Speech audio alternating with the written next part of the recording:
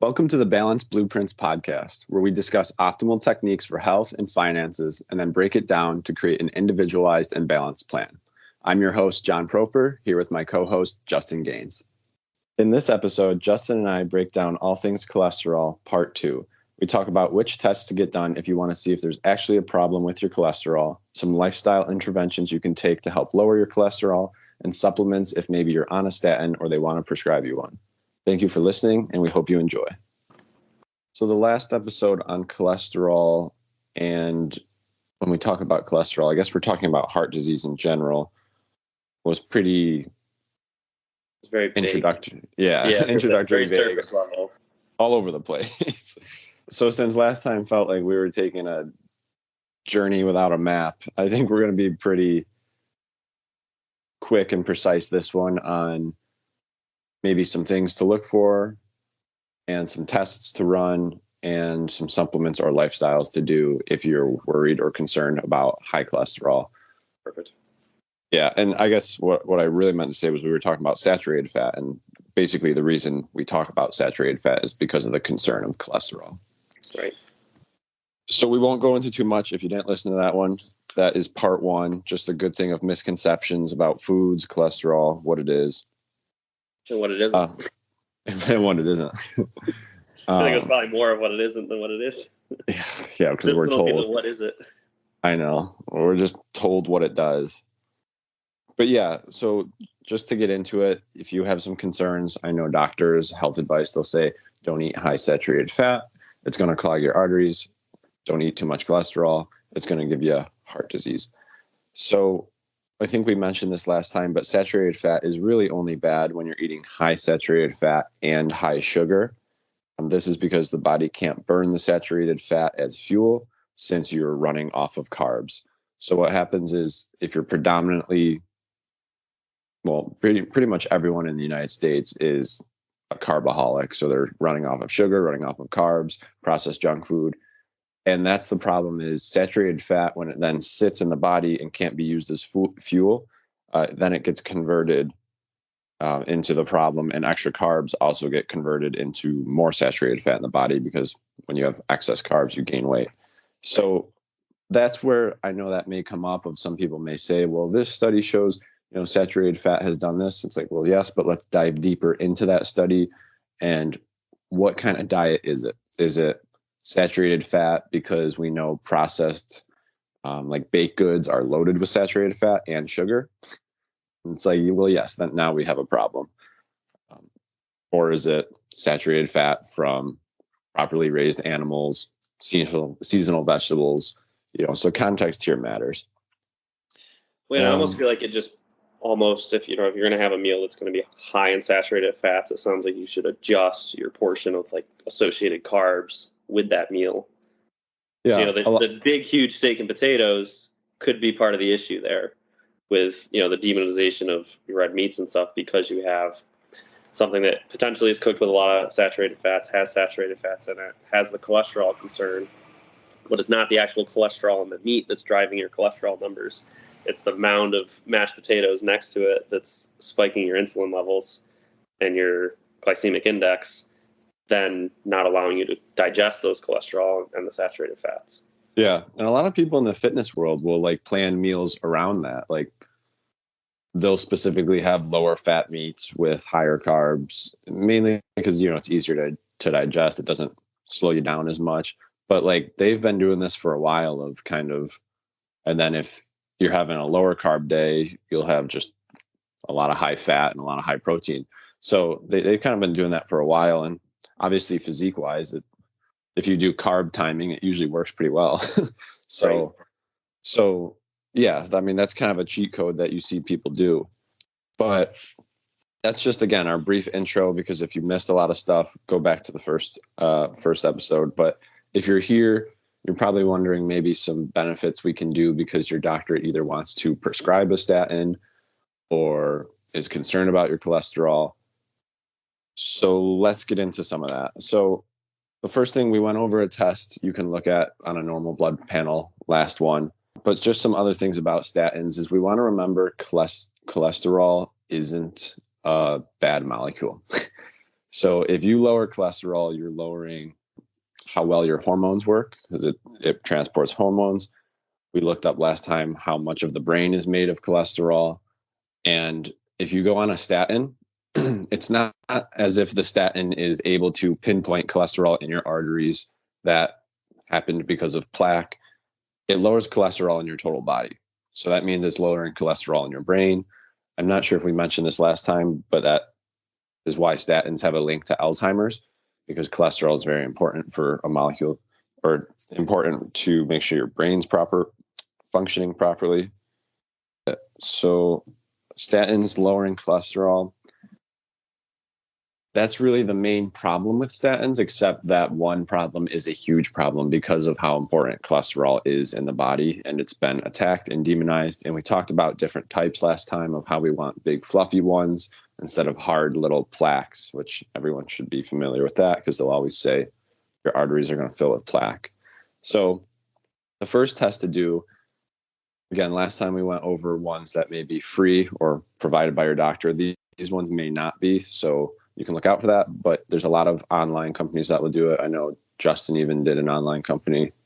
Yeah, Quest. I use Quest. Yeah, I use Quest, and I do it at least once a year because it's, in the grand scheme of things, in my opinion, it's inexpensive. If you go to the doctor and you have lab work done, it's usually $600, $700, $800, and a lot of times your insurance won't cover it unless it's tied to some sort of diagnosis. But if it's not tied to a diagnosis and it's simply exploratory, it's usually $600, $700, $800. But through Quest, you can get a full panel for, I want to say it was like just under $100 or just under $200 for it. Yeah. So that's a great deal. And that's going to be more of your normal tests, but still, point of that is there's now companies, and Quest may even have them. You might just have to go. Did you have to go in to get blood drawn? Yes. Had to go in. All right. Yeah, go in, but you schedule it. They send you, you schedule your time, and then you wait in the parking lot. They send you a text when you're, within the next 15 minutes up. You go in, you go into a little thing. They draw your blood. You do a pee test. It doesn't get easier than that. In like a week or two, you have your numbers, and then it's in a spot where you can very easily digest it. It shows you the ranges, and you have the reason I do it every year is just to see what's moving, what's changing, and get ahead of those things. Yeah, definitely. So the point of that is there's now a lot of places that do it online that are cheaper than your doctor or the same. But the first test to find out is you want this test is called LPPLA2. Complicated test, but it's LPPLA2. Not 100% sure what it stands for. Lipoprotein some. But this is going to test if plaque is actually a problem in your arteries. And we want to do these specific tests because, again, they test cholesterol. It's so vague when you go to your normal blood panel, to your normal checkup, that it's not specific enough. So if your cholesterol is high, it's not a good enough indicator of if you should be on a statin or if you have a problem. A great thing to back this up is you can look them up. We won't cite them. Many studies have shown actually a worse outcome for health, for lifespan, for longevity. So people have even died sooner when they have lower cholesterol versus higher cholesterol. So when you're referencing cholesterol, there's LDL, HDL. One's considered bad, one's considered good. You want to break that down just a little bit? Yeah, one is considered bad, one is considered good. It's a little dated. So HDL, your good cholesterol, versus LDL, your bad cholesterol. It's tough because I think it more matters about the ratio of them. And last time we talked about your triglycerides and the size of the particle, as we mentioned. So this isn't to say if you have very low LDL, very high LDL and very low HDL, so a lot of the bad stuff and a little of the good stuff, that is going to be alarming. That's a problem. But if both of them are in the higher range, you're healthy, you're working out, your diet's good. We see this a lot with people that eat just higher fat diets, and their ratio is good. Their triglycerides are normal. They have a high HDL and a moderate to high LDL. And the doctor isn't saying like, oh, they're not looking at that using critical thinking. They're just seeing a high number of someone who's very healthy, very active, and they're going to try and prescribe a statin. So yes, normally we have that good and bad cholesterol. Not to say if you have a really high LDL or high triglycerides, like that should be checked on, but it's more about, I guess, what these tests can tell you and the ratio of those. Right. Well, and part of the reason they take such a hard line on it too is, your pathology report literally will tell you if something's low, in range, or high. Yeah. And so they're just able to look at that blood report real quick and be like, oh, these are the things that are flagged because they're out of range. And then, okay, these things are out of range. This is clearly the problem. And then you start talking about it from that perspective, which is another reason why I do it yearly, is because range is based on the population subset versus me doing it each year gets me a track record that shows what my blood work has looked like since I was mid-20s. Yeah. And then when I start, having issues, because it's inevitable, as you age, you're going to have issues. Mm-hmm. When I get into my mid to late 50s, 60s, 70s, 80s, we'll have, 40 years of blood work to show, right, is this normal trends, or is this out of trend? Definitely. Yeah, I think that's a much better way to go about it, because there's just so much individuality. I mean, to compare your numbers against, the population is absurd. Well, and the crazy part too is, like, a lot of those, those averages aren't based on, it's not an average based on gender or, race, ethnicity. It's literally a population subset of the entire population of humans. Yeah. This is what the numbers are. It doesn't take into account any of the biological or genetic factors that have to have some sort of impact on those numbers. Yeah, I know. So that's good. You're the one who got me on doing it every year. Yeah, that's good advice. I would recommend that. And yeah, so to go off of that, I know we mentioned the pretty crazy specific test. Another more common one you might find online is the N. That's Nancy, M, Mary. So NMR particle test. And that's because there's a lot of different LDLs and HDLs. So we always look at them as like, oh, it's this one molecule, but there's different kinds. There's VLDL, there's, I think, LDLA, different types of them, if they're bad or what matters. So it's not just LDL, it's the different subset. Are you looking them up? Gotcha.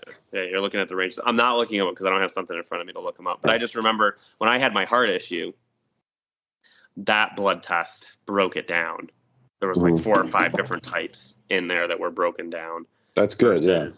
I don't believe the Quest one broke it down by each different subtype. Yeah.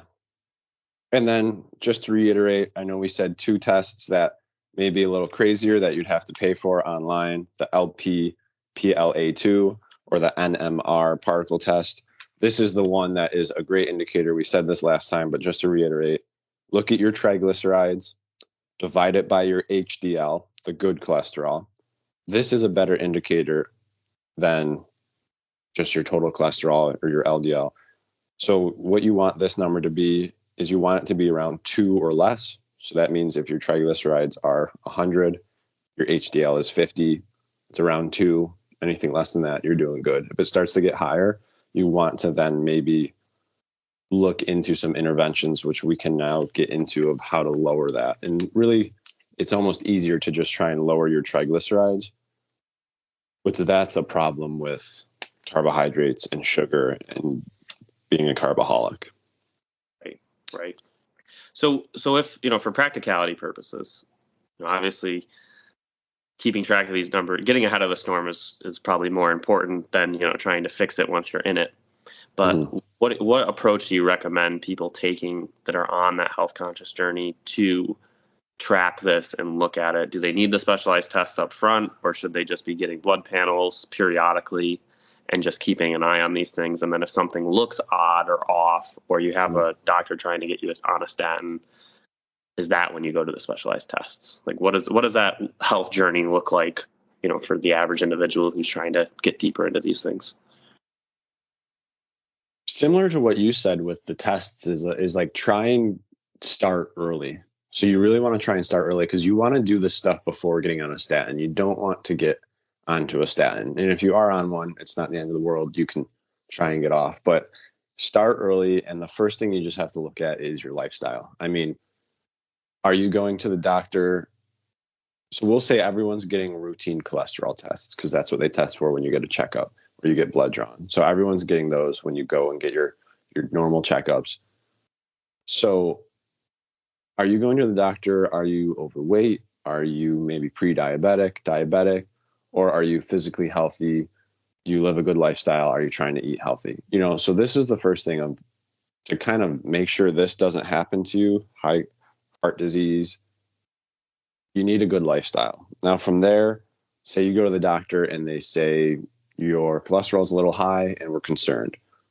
I mentioned the first part because you need to take everything into account. Are you overweight? Are you pre-diabetic? Are you sedentary? Then you might want to put a little more weight into what that doctor says of you have high cholesterol. The other side of it is also very difficult because you almost have to go just take what the doctor says as information and do a little bit of your own research. You don't want to just take what they say and run with it. If you're a healthy individual, you eat right, you do certain things, and they say high cholesterol, let's think about a statin. You almost have to go against them, which is very hard to do because you need to take your health into your own hands. So from there, that's the first step. Say now you have that or people are saying, your doctor says your cholesterol looks a little high. Let's think of some things to do. If you have a good doctor, you can listen to them, but I would suggest these things instead. So number one is I think you brought this up last time very briefly, but sunshine is very important. So sunshine actually converts inactive cholesterol to vitamin D. So that's a great sponge to soak up cholesterol in the body because it's a precursor to vitamin D, which obviously we know vitamin D has a ton of benefits, but the UV rays are actually going to convert that. So getting outside, getting sunscreen, safe sun exposure without sunscreen, because sunscreen will block the UV rays. So that's very important, which a lot of people are indoors these days. Right, because cholesterol is a key component of the actual creation of D3 in the body. Extremely important, yes. Can't be made without it. Right. So if you're not getting the sunlight exposure, you're not converting it, and that's part of your buildup issue. Definitely. And that's a probably great reason of why we see higher cholesterol and higher heart disease, because a lot of people are indoors these days. Yeah, especially with the regular work week. The hours where I should say regular work week, if you're, above, 40 degrees latitude, yeah, you're outside of the angle of impact that allows for the sun to convert, for your body to convert those sun rays into D3 because you're in the office. So going out on a walk during lunch or, things like that are really your only way to get any amount of sunlight exposure during the appropriate time frames or the weekends. Right. Which is also a reason why people think the sun's bad, is because they go weeks without getting any sun exposure. And then they go on a weekend or they go on a week vacation and sit in it only. And it's like, well, yeah, of course you were going to burn. You didn't build up any tolerance. You haven't done it at all. So yeah, that's a huge factor. Next is going to be our diet. And this is where you're probably going to have to ignore mainstream media, health advice, and what your doctor says. We don't want to do low fat. We don't want to do vegetable oils, seed oils, canola oils. We don't want to avoid saturated fat. We want to just eat a local, healthy, balanced, in-season diet. So a lot of things, and this kind of ties back to your question earlier of, is LDL good? Is LDL bad? Like what to look for? It's tough to use those two numbers because a lot of foods and a lot of compounds will affect both, will affect one. So I think it's probably butter for the longest time has been demonized because it raises LDL, your bad cholesterol. But the thing that they always leave out is it also raises HDL, your good cholesterol. So these are different, tiny important details being left out in terms of it's not just raising LDL, and also which LDL is it raising, like we got into, there's many different types. But it's raising the overall cholesterol, the ratio, which may not be a bad thing because butter also has butyric acid, which is a short-chain fatty acid. This is produced in the colon when bacteria ferment certain fibers, but you can kind of get around this by just eating butter. And butyrate butyric acid helps suppress cholesterol synthesis in the body. So it literally has some health beneficial effects for lowering cholesterol. So it's just, there's a lot to the story. Right. And anything in the health world, it's very hard to pinpoint and say this is going to have this effect. Yes. And not impact other things at the same time. Like you're talking about a very complex system, very complex machine that is the human body. And if you try to just isolate things and simplify it to this one variable can change and have this one outcome, it's just not realistic. You have to turn a blind eye to so many other components that are also changing at the same time. Right. And a lot of the books, a lot of the information I got this from, they go through every food, every nutrient. If you want, we're just going to use butter as an example, exactly because of what Justin said. You can't pinpoint one. So point of this being is you want to eat a healthy, balanced diet. They're going to say maybe a Mediterranean diet, but we also need to define what that is because the media has skewed that. So that's going to be a good amount of seafood because we know DHA is great for heart health, great for brain health. So good amount of seafood, vegetables, fruits. If you want to include proper grains, healthy grains, you can. Meats, and I know it's crazy, but the Blue Zones diet did get it wrong. Those countries do eat a lot of meat. France eats a lot of meat and butter. But again, they're raised properly. They're not processed meats. They're normal, Right. Because geographically, depending on where you're living, the Mediterranean diet may not be feasible if you're trying to go with sustainable and local as well. Definitely. So, we always promote the seasonal and local over any one type of diet that is quote unquote better for you. Definitely. Yeah. I think that's a great starting place. And then ideally, hopefully people go to that seasonal local diet. Right. And then just to wrap some things up here so that's what I would aim for. And then there's a couple supplements we can get into. So if you are on a statin, the most important supplement, no argument. If you're on a statin, you should be taking ubiquinol. Ubiquinol, also known as CoQ10. It's just a different form of CoQ10. Statins deplete ubiquinol or CoQ10. And CoQ10 is one of the most important nutrients for the heart. Kind of interesting that I was going to say I've heard about CoQ10, but I don't ever know what its actual function is. CoQ10 it's used in tons of molecules, or tons of organs. I feel like I've usually heard it in animals, believe it or not, with joints, like joint health. I'd have to see. Let's talk about the heart thing because joints have nothing to do with our topic today. But yeah, that's fair. I'm curious. It's just interesting that it got brought up on this topic because it's not something I typically associate with that. Yeah, well, it's super important for energy production. So I know that it's used like that helps the heart keep beating, and heart, like cow heart or other animal heart, is actually highest in CoQ10, which makes sense because the heart uses it. Right. So that's why you'll hear some people say eat the organ, for your organ.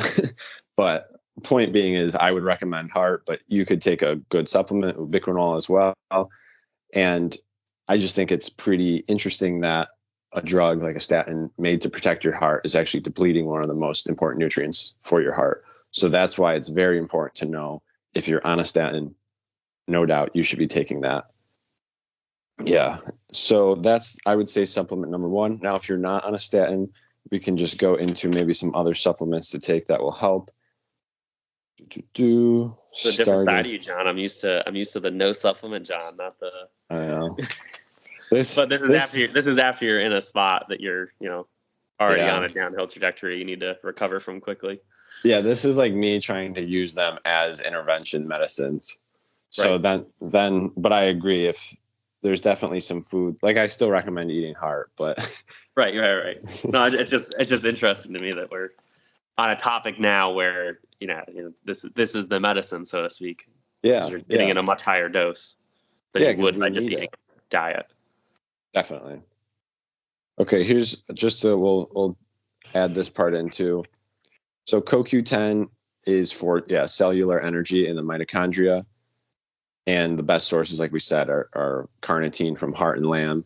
And then statins, they block the avalynate pathway, which produces CoQ10 and cholesterol. So it's the same pathway that produces cholesterol and CoQ10, and that's why the statin blocks it. Got it. And then CoQ10 and blood pressure decrease. So there's a correlation there as well.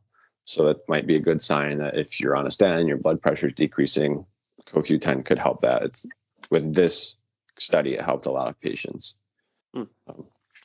So that was number one. Another one that you could take is D-ribose. So D-ribose is aids in building ATP. Again, energy for the mitochondria. It's a 5-carbon sugar. It's a pretty common, you can look it up. I think I've even had it before, pretty common supplement. But D-ribose, if you don't have it, it doesn't produce ATP, which means you have no energy.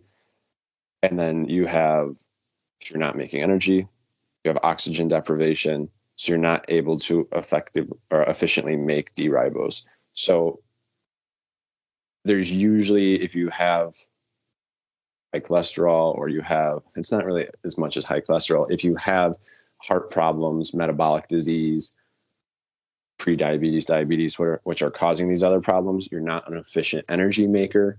So for the time being, it might be nice to supplement with some of the direct, like synthesized molecules from food that give you direct energy, because you're not really utilizing your food well or making them well. So this kind of just goes around a lot of that, bypasses that. That's another one. And then just a couple more throw in, because again, I really recommend looking into it yourself. A great book that a lot of this came from is The Great Cholesterol Myth. So you can look that up. I believe that's the name. Either way, magnesium, super important for heart health, muscle health. Enough said there. And then probably one of the last most important ones is omega-3. And a couple of reasons I wanted to get into this, so I think it will tie it in nicely. Again, I recommend eating fish, salmon, sardines, things that are local that are high in it. Lamb is actually high in it, which is crazy. But one thing to note is a lot of people will say you don't need to eat fish. This is in the vegan community, maybe, that you can get your omega-3s from, that you can get your omega-3s from algae or other sources. But the thing is, from fish oil pills, a good one, DHA and EPA are like the animal sources. Those are going to help you. ALA comes from plants. And a lot of people, like I said before, you can just use ALA. That your body will convert it to EPA and DHA. Your body will convert it to the type it needs. That's not true, because in today's world, a lot of high omega-6 oils, like corn oils, vegetable oil, that actually prevents the conversion of ALA to DHA. So we want to make sure we're actually eating fish or getting a very, very quality fish oil supplement, because the vegan sources are not going to do as well for this. Kind of off topic, but on topic as well, of why we need to stick with some animal-based products for that.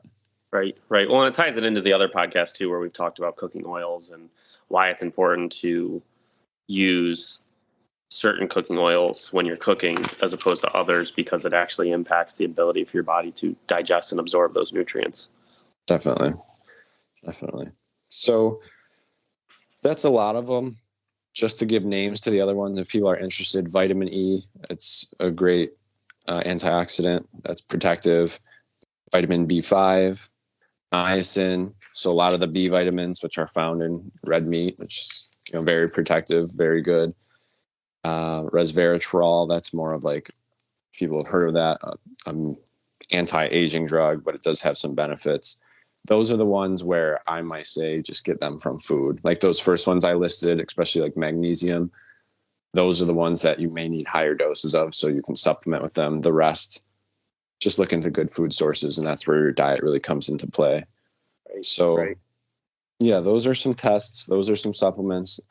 Those are just some, hopefully, ways that you can take it into your own hands, because statins, sadly, are very overprescribed, very quickly prescribed. And I'd say just the key takeaways, the most important things are, if you're in a spot where you might have to go on a statin or are on a statin, first look at your triglycerides over HDL ratio.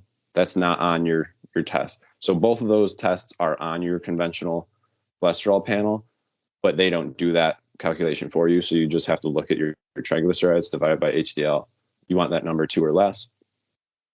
And then, just it plays into lifestyle, everything we've said in every other podcast of ways of lowering it, getting healthy. Right. Perfect. Yeah. A good breakdown on if you're in a cholesterol tight spot, what to do, how to look at it, how to determine if you're actually in a tight spot, and then, potentially ways to start making progress towards reversing that without using statins. Yeah. It's like cholesterol for dummies. We did it as quick and easy as possible. Right. Without losing the core concepts there. Thanks for listening to our podcast. We hope this helps you on your balance freedom journey. Please share your thoughts in the comments section below. Until next time, stay balanced.